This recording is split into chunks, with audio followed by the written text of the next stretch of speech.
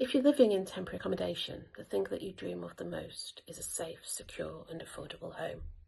But the search for that home is becoming increasingly difficult.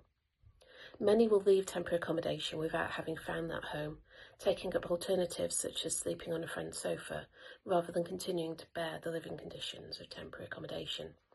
But it's a revolving door back in, as those alternatives often break down.